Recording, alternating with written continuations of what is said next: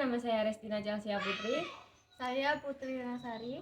Kami dari kelas 11-9. Di sini kami akan menjelaskan tentang proklamator dan peran tokoh sekitar proklamasi. Selamat menyaksikan.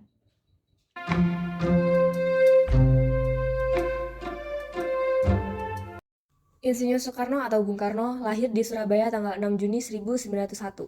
Tahun 1927, bersama kawan-kawannya mendirikan PNI. Kemudian, pada zaman Jepang, ia pernah menjadi Ketua Putra, Chua Sang-in, dan PPKI, serta pernah menjadi anggota BPU PKI. Begitu tiba di tanah air, dari perjalanannya ke Saigon, Soekarno menyampaikan pidato singkat. Isi pidato itu antara lain pernyataan bahwa Indonesia sudah merdeka sebelum jagung berbunga. Hal ini semakin membakar semangat rakyat Indonesia. Bersama Muhammad Hatta, Soekarno menjadi tokoh sentral yang terus didesak oleh para pemuda agar segera memproklamasikan kemerdekaan Indonesia. Sampai akhirnya, ia harus diungsikan ke Rengas Dengklok. Sepulangnya dari Rengas Dengklok, ia bersama Muhammad Hatta dan Ahmad Subarjo merumuskan teks proklamasi dan menuliskannya pada secari kertas. Selanjutnya, Dr. Andes Muhammad Hatta. Tokoh lain yang sangat penting dalam berbagai peristiwa sekitar proklamasi adalah Dr. Andes Muhammad Hatta. Ia dilahirkan di Bukit Tinggi tanggal 12 Agustus 1902. Sejak menjadi mahasiswa di luar negeri, ia sudah aktif dalam perjuangan kemerdekaan Indonesia.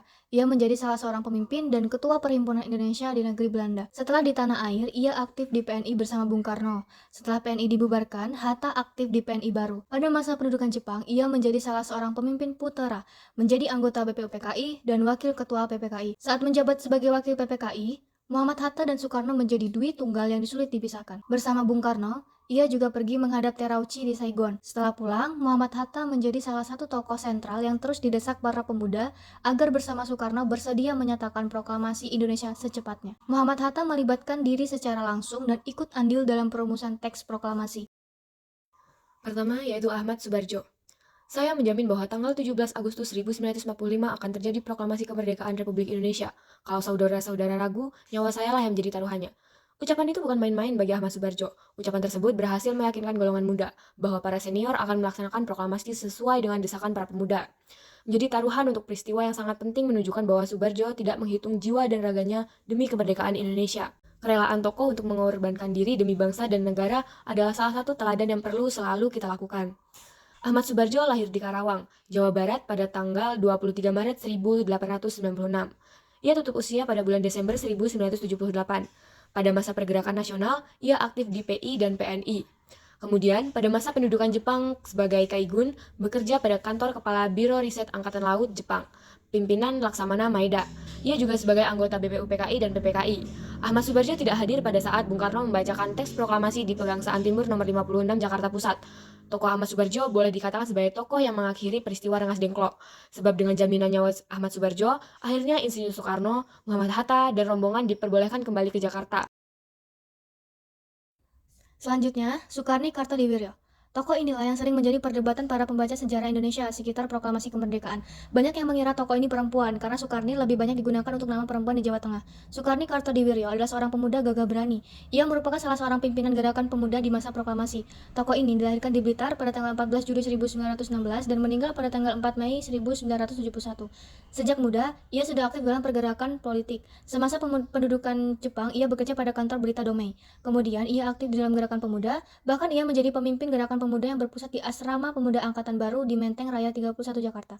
Soekarni merupakan pelopor penculikan Soekarno dan Muhammad Hatta ke Rengas Dengklok. Ia juga tokoh yang mengusulkan agar teks proklamasi ditandatangani oleh Soekarno dan Muhammad Hatta atas nama bangsa Indonesia. Ia juga memimpin pertemuan untuk membahas strategi penyebarluasan teks proklamasi dan berita tentang proklamasi.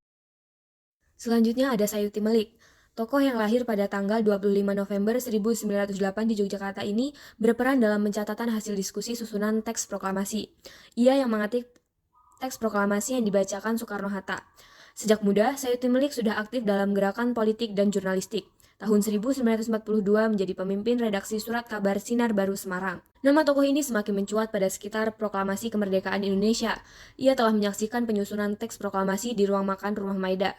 Bahkan, akhirnya ia dipercaya untuk mengetik teks proklamasi yang ditulis tangan oleh Soekarno. Selanjutnya, Burhanuddin Muhammadiyah. Burhanuddin Muhammadiyah atau BM Diyah lahir di Kota Raja pada tanggal 7 April 1917. Ia berbakat di bidang jurnalistik. Sejak tahun 1937 sudah menjadi redaktur berbagai surat kabar. Pada awal pendudukan Jepang, ia bekerja pada radio militer. Pada tahun 1942 sampai 1945, ia bekerja sebagai wartawan pada harian Asia Raya. Pada sekitar peristiwa proklamasi, BM dia sudah menjadi wartawan yang terkenal. Pada malam sewaktu akan diadakan perumusan teks proklamasi, BM dia banyak melakukan kontak dengan pemuda, yaitu untuk datang ke rumah pemaeda. Ia salah seorang pemuda yang ikut menyaksikan perumusan teks proklamasi. Ia juga sangat berperan dalam upaya penyebarluasan berita proklamasi kemerdekaan Indonesia. Selanjutnya, Latif Hendraningrat. Latif Hendraningrat adalah salah seorang komandan peta. Pada saat pelaksanaan proklamasi, ia merupakan salah satu tokoh yang cukup sibuk. Ia menjemput beberapa tokoh penting untuk hadir di Pegangsaan Timur nomor 56. Misalnya, ia harus mencari dan menjemput Muhammad Hatta. Pada saat pelaksanaan proklamasi, setelah menyiapkan barisan, ia mempersilakan Soekarno membacakan teks proklamasi. Kemudian, Latif Hendraningrat dengan dibantu S. Suhud mengibarkan sangsaka merah putih, dan yang membantu membawakan bendera merah putih adalah S.K. Trimurti. Selanjutnya, S. Suhud. S. Suhud adalah pemuda yang ditugasi mencari tiang bendera dan mengusahakan bendera merah putih yang akan dikibarkan. Oleh karena gugup dan tegang, tiang yang digunakan adalah sebatang bambu, padahal tidak perlu jauh dari rumah Soekarno. Ada tiang bendera dari besi. S. Suhud bersama Latif Hendraningrat adalah pengibar bendera merah putih di halaman rumah Soekarno pada saat proklamasi 17 Agustus 1945. Selanjutnya, Suwiryo.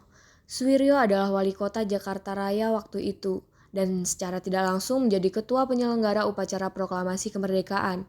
Oleh karena itu, ia sangat sibuk mempersiapkan segala sesuatu yang diperlukan dalam upacara tersebut, termasuk pengadaan mikrofon dan pengeras suara. Selanjutnya, Dr. Muwardi. Tokoh muda Muwardi bertugas dalam bidang pengamanan jalannya upacara proklamasi kemerdekaan Indonesia. Ia telah menugaskan anggota barisan pelopor dan peta untuk menjaga keamanan di sekitar kediaman Bung Karno. Setelah upacara proklamasi kemerdekaan Indonesia, ia juga membagi tugas kepada para anggota barisan pelopor dan peta untuk menjaga keamanan Bung Karno dan Muhammad Hatta. Selanjutnya, Sultan Syahrir. Tokoh ini pada zaman pendudukan Jepang memilih aktif dalam gerakan bawah tanah bersama beberapa pemuda yang lain. Sultan Syahrir lahir di Padang Panjang, Sumatera Barat pada tanggal 5 Maret 1909.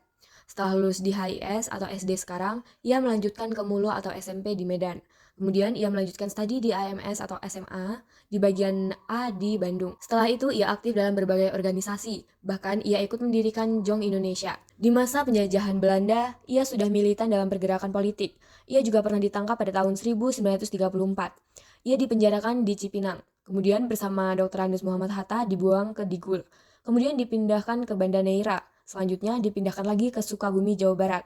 Pada masa akhir pendudukan Jepang dan menjelang proklamasi termasuk pemuda yang aktif untuk ikut mendesak Bung Hatta dan Bung Karno agar segera memerdekakan Indonesia.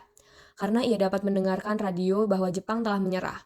Setelah merdeka, pada awal perjuangan mempertahankan kemerdekaan, Syahrir diangkat menjadi Perdana Menteri Republik Indonesia. Selanjutnya, Frans Sumarto Mendur. Tokoh Frans Sumarto Mendur adalah tokoh wartawan yang ikut membantu pelaksanaan proklamasi kemerdekaan Indonesia.